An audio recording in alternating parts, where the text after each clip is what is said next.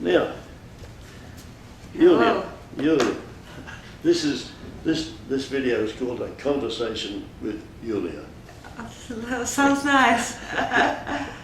Now it's 2014, see, and I find that I'm writing and speaking a lot about leadership, and what it is, and whether it can be taught or whether people are just born with it. But leadership was the word I thought of when I saw you giving a presentation to the Atlas Foundation in Washington DC in 2010.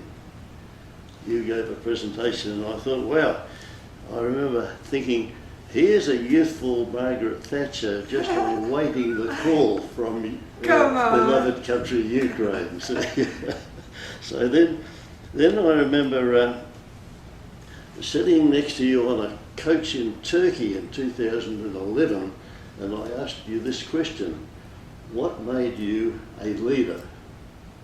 Now, can you remember the answer you gave me? It was a long time ago. Yeah. Talking about leadership, probably there are a lot of factors which are helping you to become a leader, because probably that's a position, that's a feeling of yourself which you reach during your life, through your experience. And talking about my experience, first of all, yes, I have really amazing family. I have a lot of brothers and sisters, and I have fantastic parents who were absolutely supporting in everything I wanted to do. So we had this independence and opportunity to choose what we want to do. How many children in your family? There are 9 of us. Nine, So I'm the second one. Yeah, and starting from young, early years, I was responsible for myself in a lot of occasions. So there was a good lesson how to be responsible and how to be also active with initiatives. You should be leader to tell some ideas. If you want some results, you should take actions, and that's a good school, I guess. And it helped me a lot. When I entered the university in another city, so I already got this need to do something more, to find something, to create something. Thank you. Now, then we were at another Atlas Forum in New York City last year, in 2013, and I think you were there preparing yourself for a future, for your future of Ukraine. But I remember clearly about 3 days after you returned to Ukraine, you sent me an email, I think in November the 22nd, and it went something like this. It said, "Hey, I think there's something happening here." We were out protesting on the streets till 3 a.m. this morning. All sorts of important people were there, and it's about to go off. And that was the signal you gave me. You gave me a photograph of you with some other protesters. And this is very important. The significance of the 4 months that's happened since then is probably the most significant 4 months in Ukraine's history. And I hope somebody's writing all this down. But what about some brief recollections of the sort of agony, in some ways, that your country has gone through in those 4 months? How did it happen? What part did the social media play in it? What sort of people were out there protesting, and the killings of these young people? How did this happen? Yeah, everything started 4 months ago, and I feel like it's long time ago. It's late November, and actually all your questions are somehow connected, because everything starting through social media. When one journalist, a Ukrainian journalist, he just wrote a post that we should refuse government actions, and everything started actually by the fact that Ukrainian government refused to sign an agreement with Europe, with European Union, and that was this agreement.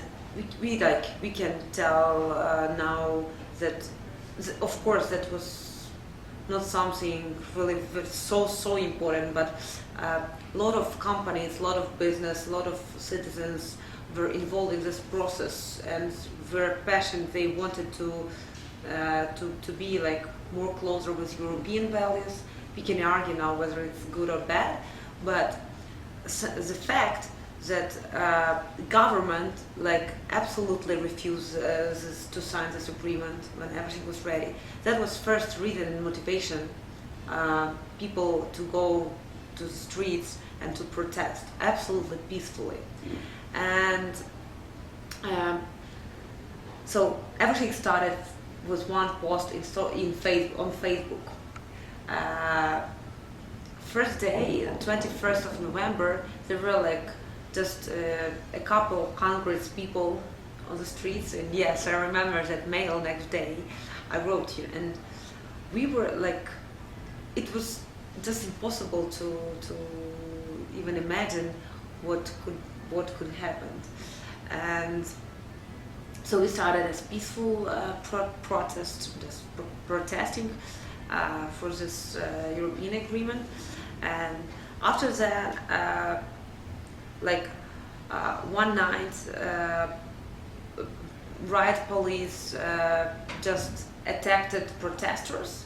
It was after like a couple of days, and a lot of students were there in this square. We name it Maidan, like the main square in the capital city of Ukraine, Kiev. Does So Maidan mean freedom?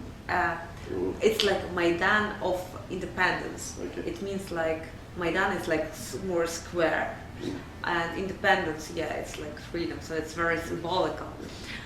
So this riot police attacked the people at the square, and like it was so brutally. The people were so brutally beat by them, and that was like another. It started another wave of protesting, and like next morning after this really bloody night, a lot of people just came to the streets to support protesters. So that was like second wave, second period. And during this, today is like already 4 months and 1 week when Maidan is Euromaidan, we name it right now, is still there, still standing. It's already 4 months and 1 week. And during this time, the things were changing, changing all the time, very fast, very significant. So everything started with this agreement, and the next point was like the second wave of protesting was not about European Union at all, because society in Ukraine is not like very there are different point of views about European integration, and the same do I. I have a lot of different benefit. I see benefits and coins like which is good or bad, but next wave started with just fighting for human rights, because we do believe that we are a free country and we are living in Ukraine, the center of Europe, in 21st century, and we have rights to protest and to show what we want. Like that's like basic human rights, you know. So like during the period of December, January, February, people were not fighting for European Union membership or trade agreement, but just for their human rights. Lots of things happened during the time, and that's very interesting that we had like several phenomena, which is incredible, I guess, and even new for the whole world. The most incredible for me is that people made this Maidan, this revolution by themselves. So like I remember the first day when everything started, we have some opposition political parties, but this first day they really didn't know what to do. So we're like they were doing nothing, and people started to organize themselves. So for instance, my friends and I, we created informational center where volunteers were able to find a job, how to help Maidan, and we were also like informational hub, like to how to allocate resources. For instance, when somebody came to us and said, I have a lot of warm sweaters, and we knew where the sweaters are needed, so we can like relocate them. Yeah, what sort of temperatures were you operating in that? It was sometimes it was even 25 minus. 25 minus. So it was freezing. It was really and we were buying. So this is why people were volunteering sweaters to keep you warm. Yes, Exactly. That's a exactly. useful contribution. Yeah, I have several notes, something like which will remind me what should I say. So yeah, and this our parliamentary opposition parties like really was out of the game starting from the beginning, and as a lot of people were thinking that time and still now, they were not really interested to support the revolution because it's how we see it. And right now, from this point of view, like in this moment, we understand that we all we want is like to change the rules of the game in Ukraine. We have like incredible corruption. We have a centralized system. We don't have we are like almost 160 something in a rating of doing business, and all these factors creates some rules of game. And talking about parliamentary opposition parties, they were at the time adopted already for these rules. So that's why I guess they were not very interested to change the game. You've got a good constitution. Is the constitution supposed to cover all these things? Actually, before government changed a month ago, we had presidential parliamentarian country, so we were like the main person in Ukraine was president, and this Yanukovych, he changed the constitution before, like when he came, which was like also very improper way to change. But talking about constitution, we have like quite good constitution, like quite developed, like civilized. But the problem we have, nobody care about it. So, and in constitutions is written like that you have right to protest, you have right to for freedom of speech and other things. But in real life, all the things are just impossible, as we saw with that protesting started. So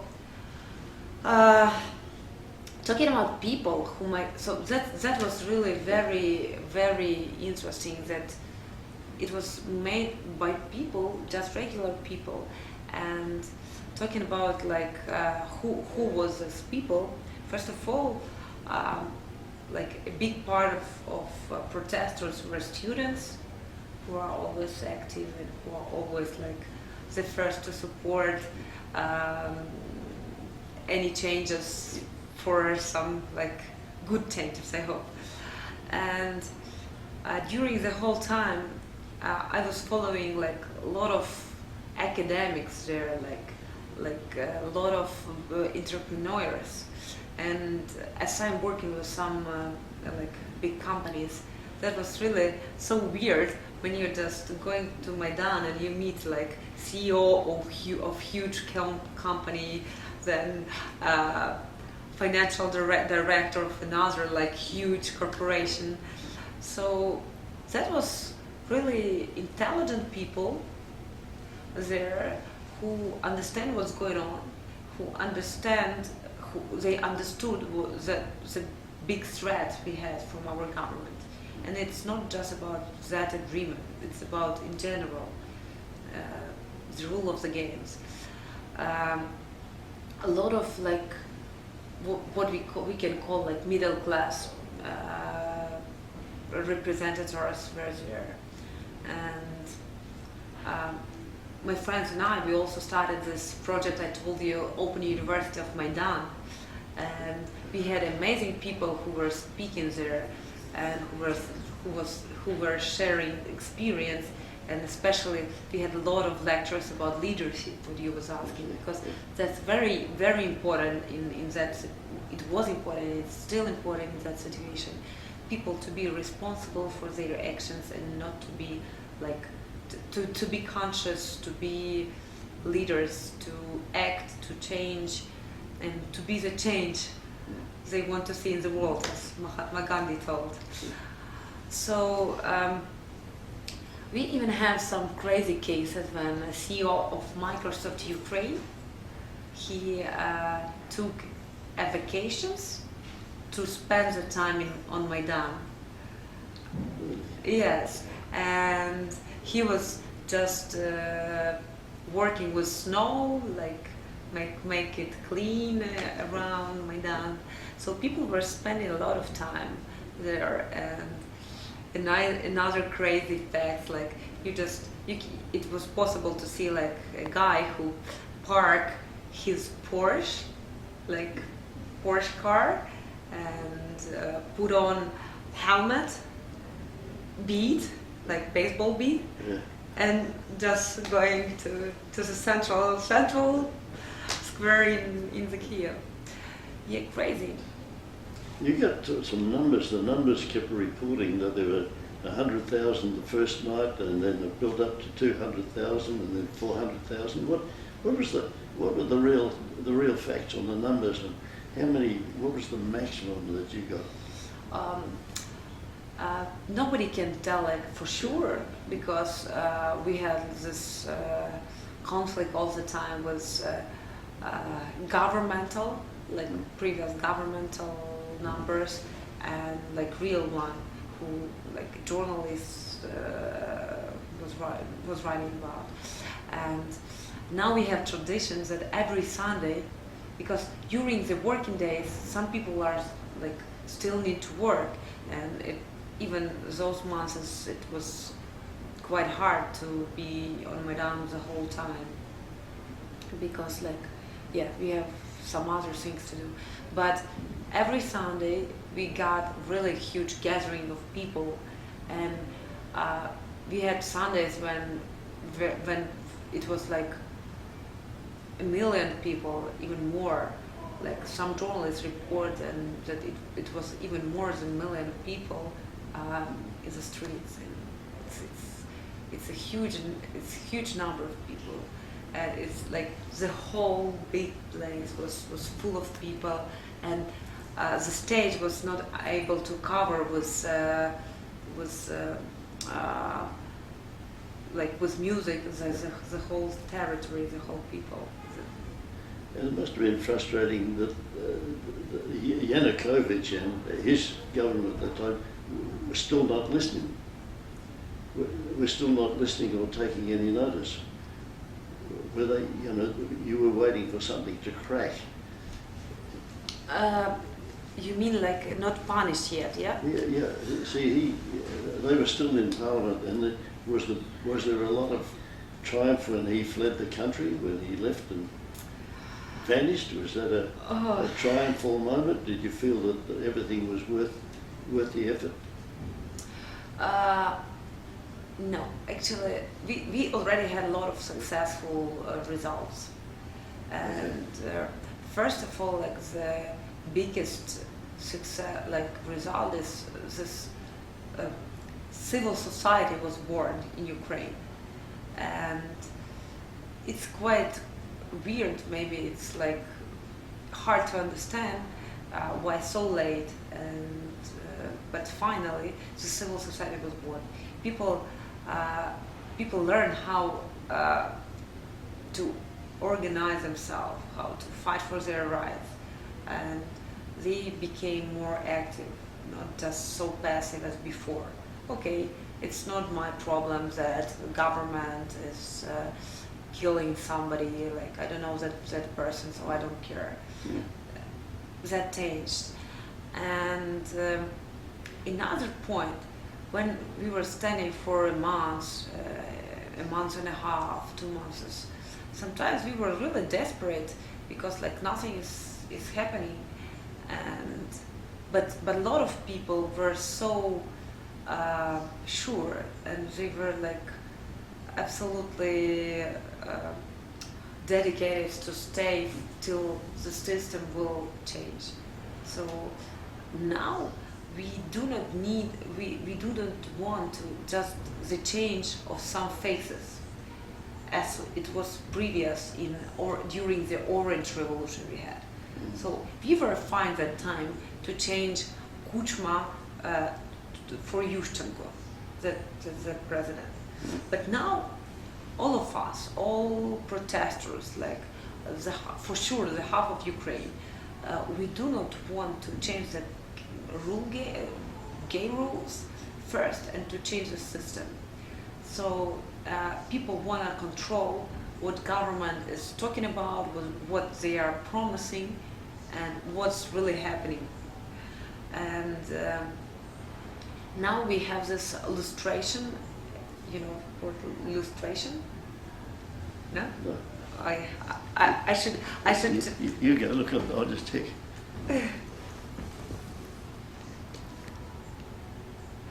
Still working? Yep. Yep.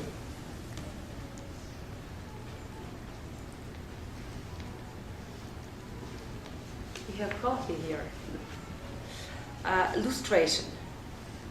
You don't know what does it mean?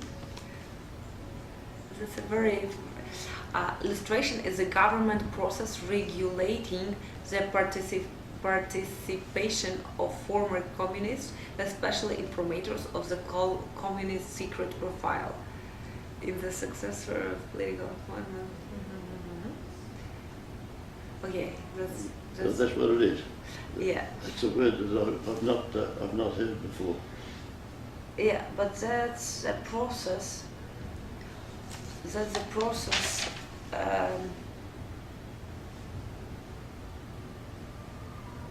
The restoration of credibility to a government by the purging of perpetrators of crimes committed under an earlier regime. Yeah, that's the thing. Okay. You see it? What's the word mean? The restoration of credibility to a government. Yeah. So now we have this illustration just started. So we have responsible people in the government for this process who should decide and show people and ask people who are guilty, who like made that orders to kill people, to beat protesters, to like destroy, like I don't know, several houses, homes of some protesters, to fire, to burn some cars of protesters. So guilty should be punished. Somebody gave the orders. Yeah. Yes. Who were they? And yes, and we should find those people, and just they should be punished. So that's what people need. I will give you some coffee. Sure.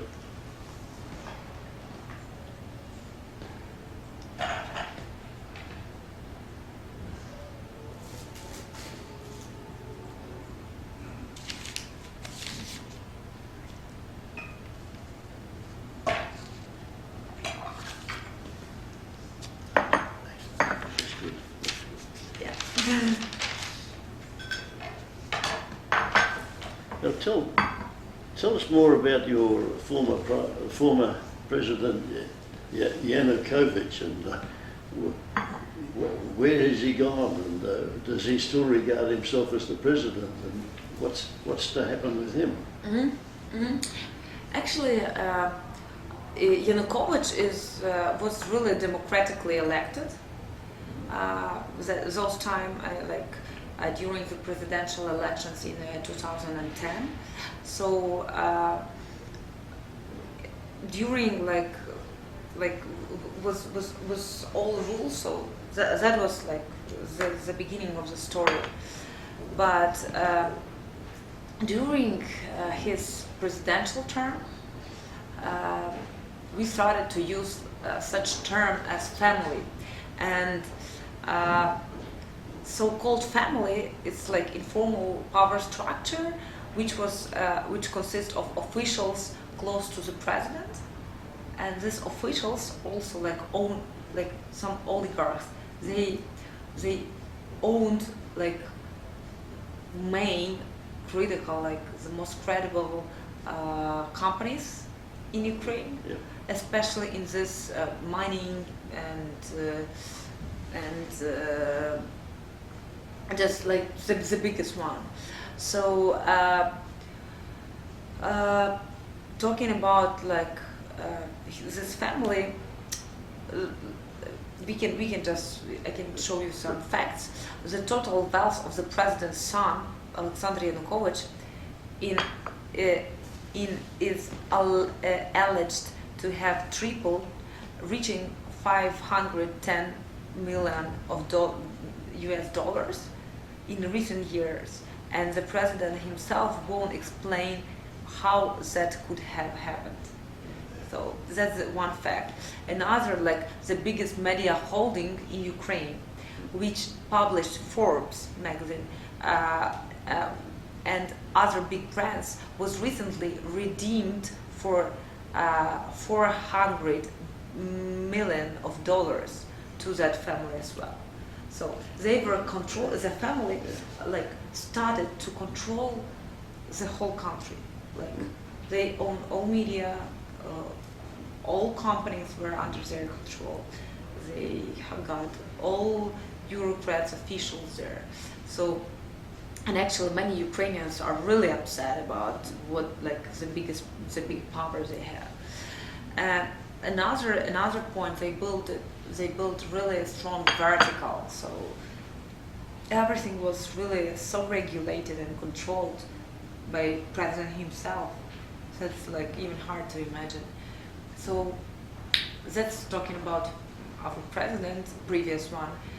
Yeah, he was arrested. He was imprisoned 2 times before. Before he was president? Before. So he was really young. had a track record. Yeah, but they mysteriously everything was really good cleaned up. Okay. So no more information about it, but we do have facts.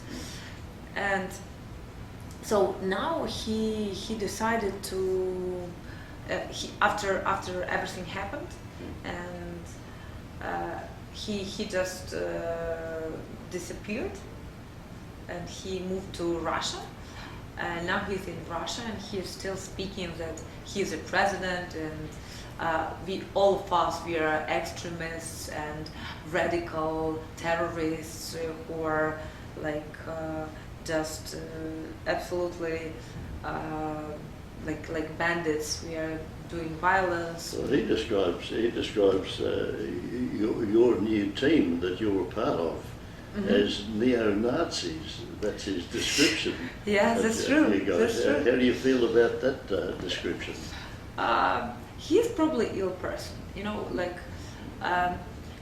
We can a bit touch here a hugest topic about talking about Putin and Putin's politics, and Yanukovych is not so strong and he is not so smart, but I think he's living just in another world. He do not understand, or he just shows that he don't understand what's going on and the reality. So he's not able to feel their his legs. So Did he spend about half of Ukraine's total gross national product on building this resort for himself in the forest somewhere that's been seized by yeah, the that's government? true. That's true. What an amazing development that was. And it's being turned into a museum, isn't it? Not yet, Not but yet. it probably will be a museum of corruption. Yeah, I've been there. And yeah, breathtaking. You know, it's like when you see all this gold stuff there and gold toilets, so-called gold toilets, and on the one hand, on another hand, you see really poor people. Like you see people who are like fighting for their, I don't know, business, small business, like desperately, because you should, like, everything is so corrupted. You should pay not just taxes, but you should pay tax inspection, them not to like give you some more sanctions, just to protect yourself. So at the same time, both these situations is like two different realities. And he had really huge car park of cars, fancy cars, like Bentley, Maserati. He had his own zoo where he was shooting some animals just for fun. Yeah, so crazy. Now, who's got all the Bentleys and the Maseratis now? Were they seized, or did he take them with him? Oh, that's another big issue because we had one organization who was quite radical, the right sector, so-called. And they started to control all his territory, president's territory, so-called Межигір'я. And after that, some cars were stolen. That was also like very weird. But you told right, like you said the right thing. A lot of people of his family of his team are still in power, so they're still in a lot of positions around. So they are also somehow connected, and they can influence the situation in Ukraine. So we do not feel as we win, as we won. So it's just the beginning, and it will be probably really long journey, because now being a part of like team of new Minister of Economy of Ukraine, I see how many things it's just almost impossible to change like right now, because when you have like thousands of people who were working in such corrupted conditions for like last 20 years, you cannot change everything. Like you should just destroy the system, but to destroy the system and build a new one, we should have really strong leader who will be absolutely conscious, and who and it should be his like the project of his life to rebuild the system. And you know, Ukraine is quite a big country, and we have great examples in Georgia, successful stories. They changed the system, but Georgia is like really small country, just as one district in Ukraine. So we have 24 such states, like states in Ukraine. So we are a big country, and the system was working for a long time. And for instance, even us, like new team there, have really not a lot of opportunity to change some like strategic things. And talking about prime minister and president, all these people, they've been there before. So they've been to government before. And probably we need just absolutely new people there with new values, with new goals, who will be really patriotic and who will be passionate to change the country. Because we have a lot of potential to be like rich, developed, but everything is dependent on people who are in the highest level. You mentioned the size of Ukraine until all this happened. Not many of us in the outside world realised that Ukraine is the biggest country in Europe. Yeah, that's true. And when you look at Ukraine on the map, you can see the significance to Russia. If Russia wants to rebuild its empire, it can't do that without Ukraine. So that you are a vital link in there. And we've all been taking notice of Ukraine. And very few of us knew that Ukraine was the third, or is now the third biggest exporter of grain, of mainly wheat, and the sixth biggest exporter of steel, Yeah, that's and a true. significant coal producer. With all that wealth, the potential there, Ukrainians should be among the richest people in the world. But you're not. You've slipped out. You were the fastest growing country in Europe between 2006 and 2008, and now you've slipped into that category of being classed in what they call the fragile five. Yeah. Yeah, that's a terrible situation, and it speaks volumes to the damage that bad government can do to a country. You're absolutely right. And talking about money, like coal, not agriculture, but a lot of like activities with natural resources were controlled and still is controlled, are controlled by government, friends, or by this as the family. So all these incomes are not like incomes of just people, of Ukrainians, just several oligarchs who control it, and who like all this money are like resent to some offshores. So that's how it works. But a great example is agriculture, because we are really good on agriculture, and we have huge potential. We have this black soil, we have really all opportunities to be like number one, but at the same time, This is what's attracted China. China in one deal obtained 5% of Ukraine's agricultural land. Absolutely. And it's acquiring more and more. And funnily enough, bringing in Australian farming specialists to increase the productivity of your very rich soil. So it's Ukraine could possibly feed the whole of Europe. It's got that That's true. Tremendous potential. That's fact. That's a fact. We are not efficient. You guys have got something to work with. We had so many things to work on. Yeah, but ineffective, like too regulated.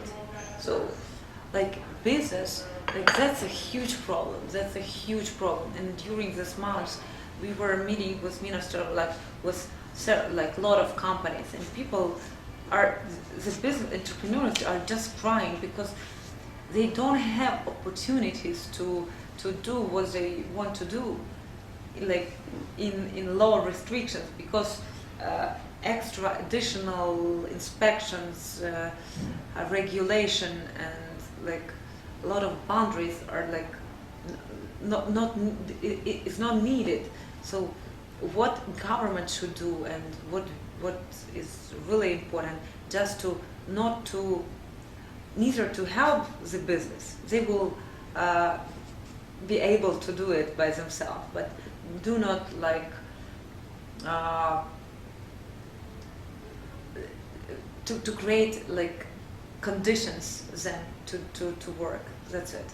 So that will be enough. You've come out of the Ukraine School of Economy, and you're now working. Your new card says that you are the head of the advisory group for the Ministry of Economic Development and Trade of Ukraine. Now, your minister, your boss, is described by the Financial Times in London this week as the kamikaze minister of the economy. Did he give that name to himself? A lot of people name the new government like this, because the situation in Ukraine's economy is like terrible. Like minus 30. In some businesses, it's like minus 40, minus 30% of gross this month, like March. Compared to last year? Compares to previous, yeah, Yep. like to previous Yep. year, yeah, Yep. last year.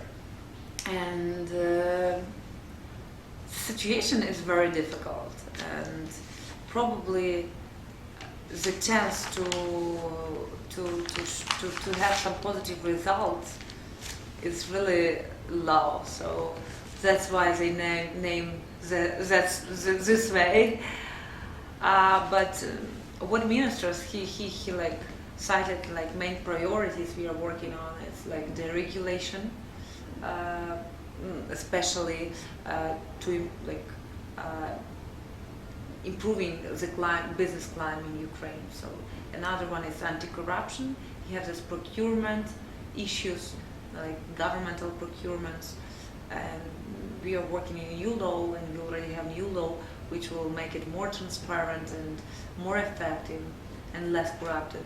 And the third point, like priority of minister, is human capital. So which is like base. These leaders we started about talking about, they are so needed with new values, with right vision of the country. So you and your minister know what's got to be done. It's just a matter of how to achieve that, I guess. I hope so. Like Okay. we should remember that we are working on conditions of uncertainty, and everything can change in a day, because like we have this military, we have army, Russian army near our borders, and they are still there, and they're sometimes they have this mobilization, so even more and more army is there. So that's a big threat, and nobody knows what can happen like next. So it's good to have a plan, but we should be also like And you've got flexible. the May 25 elections too. Yeah. That's very significant, isn't it? It is significant, but maybe less significant than the next one. We will have like parliamentarian one, because now we are parliamentary presidential country. So parliament is more important, and Okay. probably so we will have 25th of May. We will have this presidential elections. Oh, I see. And after that, like we hope for autumn to have this parliament, like elections to parliament. Okay. Now, being the extreme optimist, let us conclude on a note of your vision for Ukraine, the future of Ukraine, if you can get some of these plans right. And that'll be a very great way to conclude our interview. We are optimists. We are, so we hope for the best. We do prepare for hard times, and we understand that will be a long way, and it will be a lot of, as my boss like to say, blood, swears, blood, swears, and tears. So, but changing is never easy, and if we have this ambitious goal to change the system, we should play like a big role in this process. Like I mean like as society, as like civil society. And we have some positive results. So people started to organize themselves. They are trying to control what government is doing. They are more involved in all processes, like even like in law preparation and new law, which is like in the way to parliament. So that's a good point, and which gives us some belief that everything will be better. And at the same time, we have big economic opportunities. So our geopolitical location, our national resources. We have lots of things which can be used like proper way to be more successful. And Mainly it's about people. Like now we have situation where a lot of people from the whole world are trying to support Ukraine. So Ukrainians from America who are living in America, who had really good education, who received good education here in United Kingdom, Australia, they are deciding like to go to be back to Ukraine and to work in Ukraine to make the situation better. So we already have some good results, a long way to go, Okay. but We'll think to the future of Ukraine. yeah, we will succeed. Okay. Thank you so Thank much. you so much. Yeah.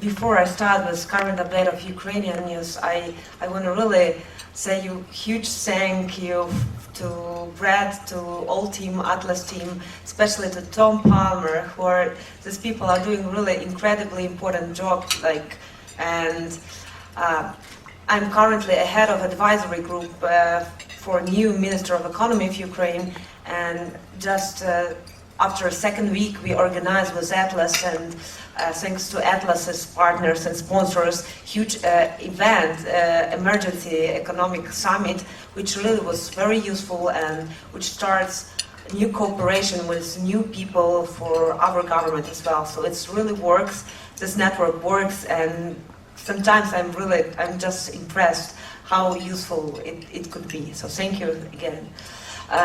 Talking about Ukraine, you probably know a lot of facts, and probably maybe even more than sometimes we do, because we are spending a lot of time in that main square where we didn't have any internet connection because of the amount of people were there.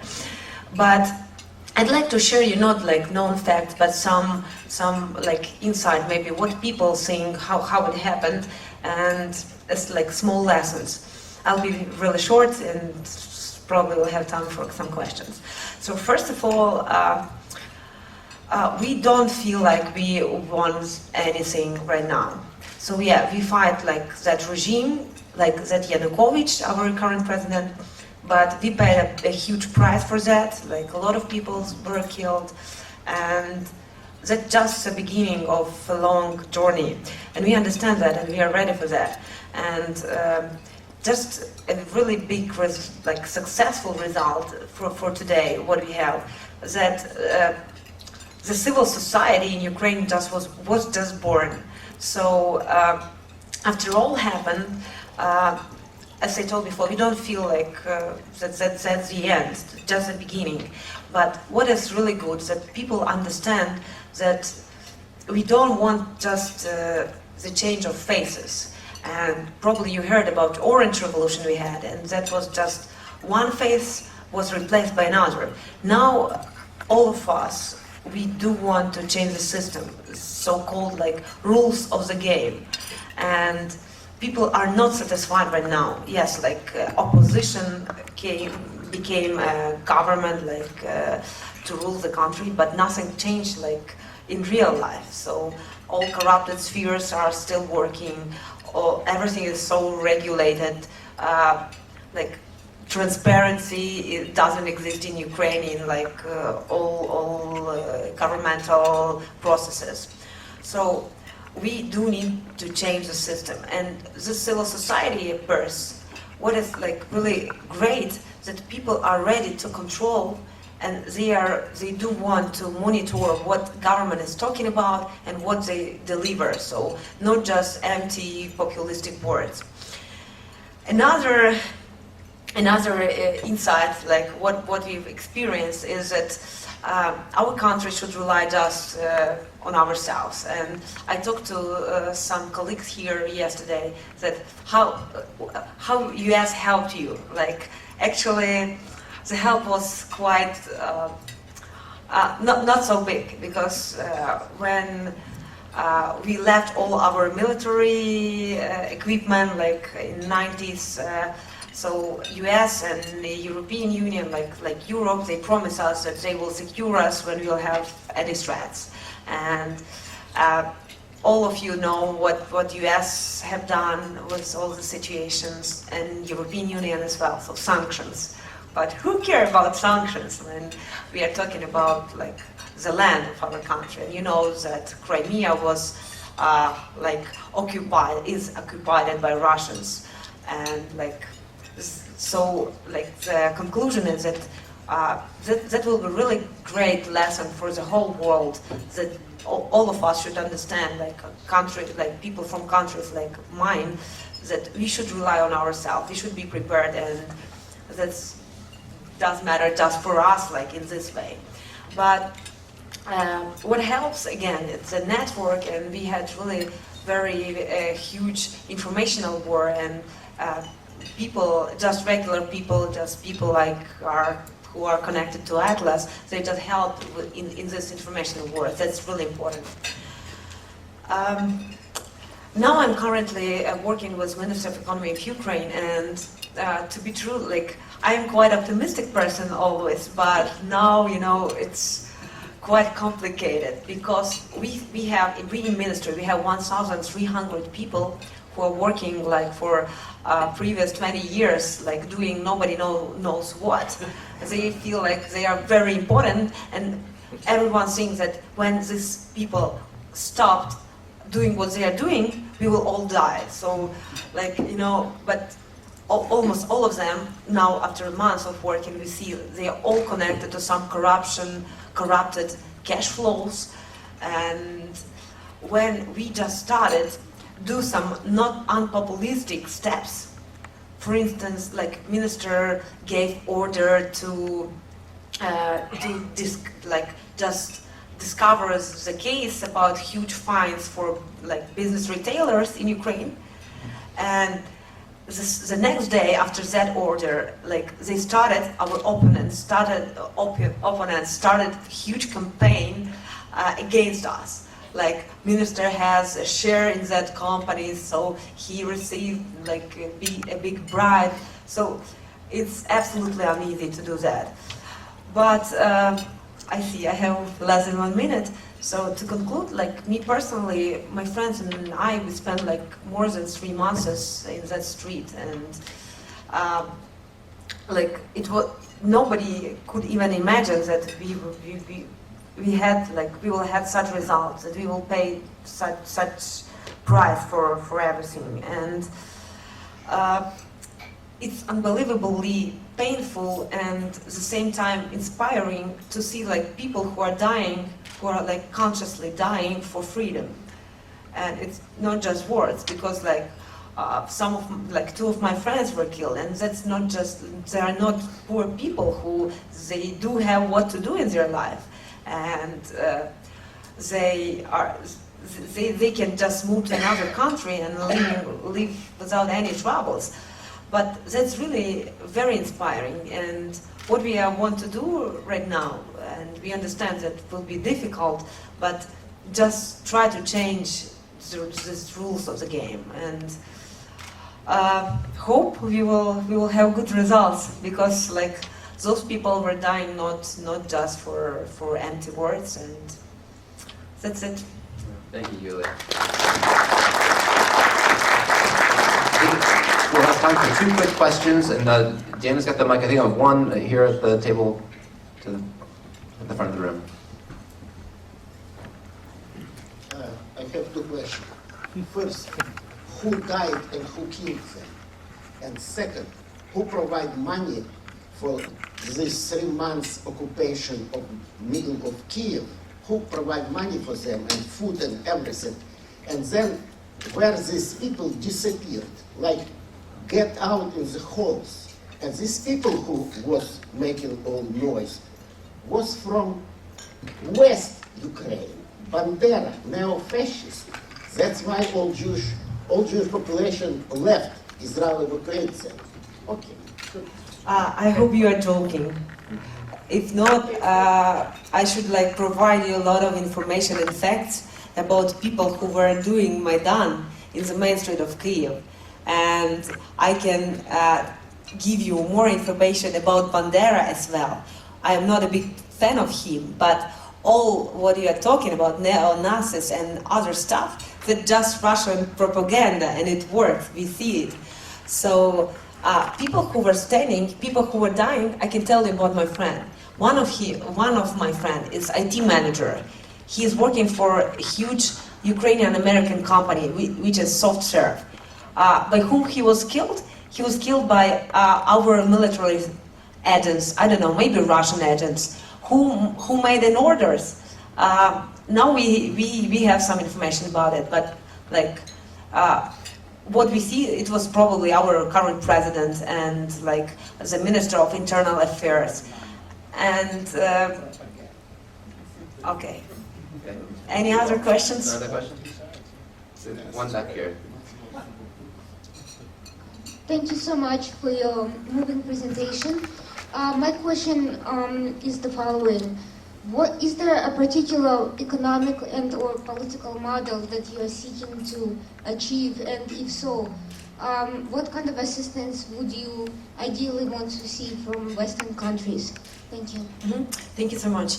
Actually, we had now in Ministry of Economy of Ukraine, we have like 3 main priorities which we see will be the best in this really difficult situation, because you know our budget is empty and our company are like really like they have -30, -50% growth compared to previous year, which is like really dramatic.